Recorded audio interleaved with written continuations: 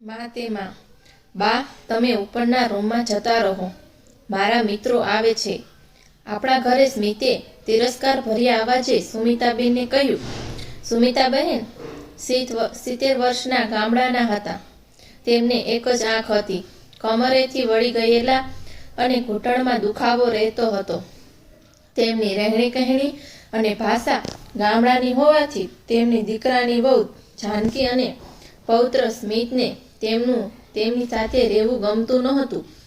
જાનકી પૈસાવાળા મા બાપની દીકરી હતી અને પોતે ભણેલી ગણેલી અને રૂપાળી હતી. તેનો આર્થિક અને સામાજિક દરજ્જો ઊંચો હતો, તેથી તેને પોતાની અભણ અને ગામડાની રહેણી કહેણીવાળી સાસુ ગમતી ન હતી. પણ સુમિત્રાબેનનો દીકરો વિશાલ કંઈ બોલી શકતો ન હતો. વિશાલ એક ઊંચી પોસ્ટ પર નોકરી કરતો હતો. તેનો સામાજિક દરજ્જો ઘણો હતો. વળી એના સાસરીવાળા પણ રૂપિયાવાળા હતા, જેથી આર્થિક સ્તરે પૈસાવાળા અને સામાજિક પ્રશિક્ષિત લોકો સાથે તેનું ઉઠવા બેસવાનું હતું. તે ઘરમાં પોતાની પત્ની અને છોકરાનું પોતાની મા સાથેનું વર્તન જોઈને તેમને કંઈ કહેતો તો પત્ની અને બાળકો તેનો વિરોધ કરતા અને ઘરમાં કંકાસ થતો, એટલે તે કંઈ બોલતો નહીં.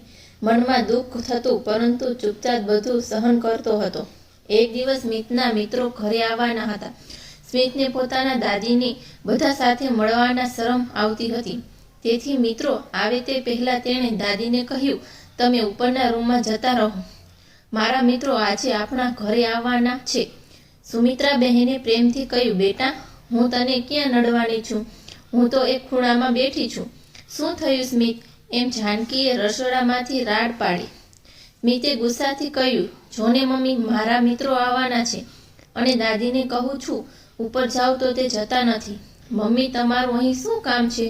ઉપરના રૂમમાં જતો રહો ને. એમ જાનકીએ પોતાની સાસુને ગુસ્સામાં કહ્યું. ઘૂંટણના દુખાવા અને વળી ગયેલી કમરના કારણે દાદરા ચડવામાં તકલીફ થતી હોવા છતાં સુમિત્રાબહેન ધીમે ધીમે ઉપરના રૂમમાં જતા રહ્યા અને ત્યાં જઈને એક ખૂણામાં બેસી ગયા. બાજુના રૂમમાં વિશાલ બેઠો બેઠો બધું સાંભળતો હતો, પરંતુ તે ચૂપ રહી ગયો, બોલ્યો નહીં. એક વખત જાનકીની બહેનપણી તેને મળવા આવી તો તેણે પોતાની સાસુને મલાવતા કહ્યું કે આ અમારા દૂરના સગા છે, અહીં ડૉક્ટરને બતાવવા માટે આવ્યા છે. આ સાંભળી સુમિત્રાબેને મનમાં ખૂબ જ દુઃખી થયા, પરંતુ વહુને કંઈ કીધું નહીં. થોડા દિવસો પછી સુમિત્રાબહેને વિશાલને કહ્યું, બેટા મને ગામડાની વહુ યાદ આવે છે, મને ત્યાં મૂકી આવ. થોડા દિવસ હું ત્યાં રહીશ. જાનકીને તો જાણે જોઈતું હતું તેવું મળી ગયું. વિશાલે સુમિત્રાબહેનને રોક્યા નહીં અને ગામડે મૂકી આવ્યો.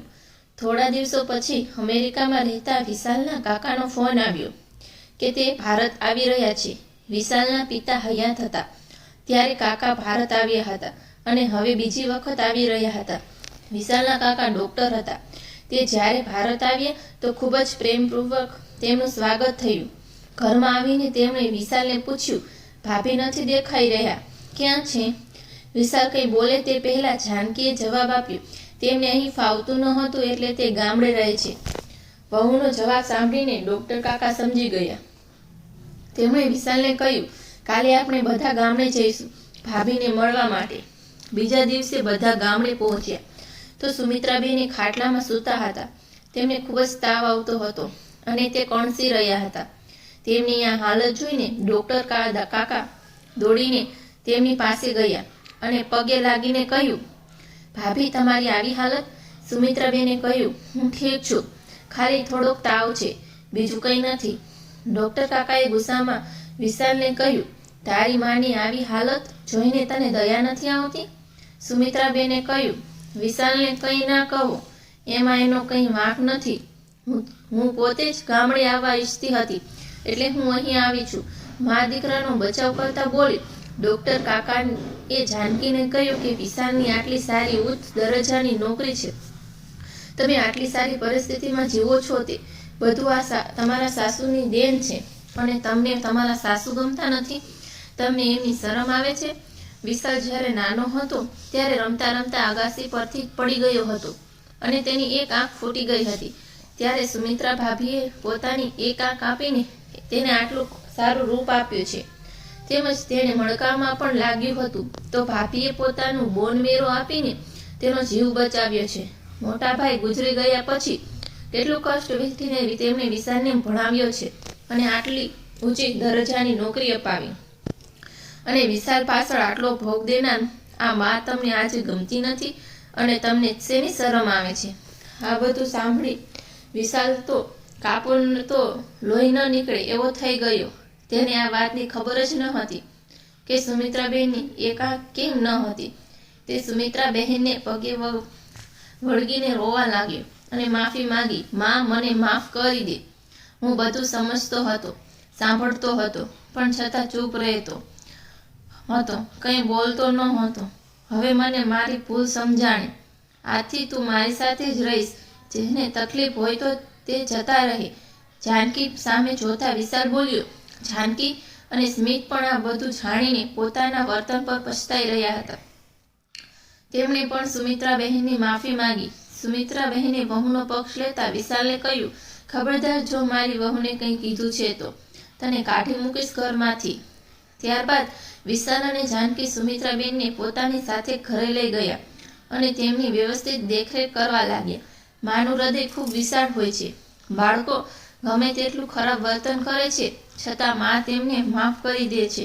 તેથી તો કહેવાય છે, માં તે માં, બીજા વગડાના વા.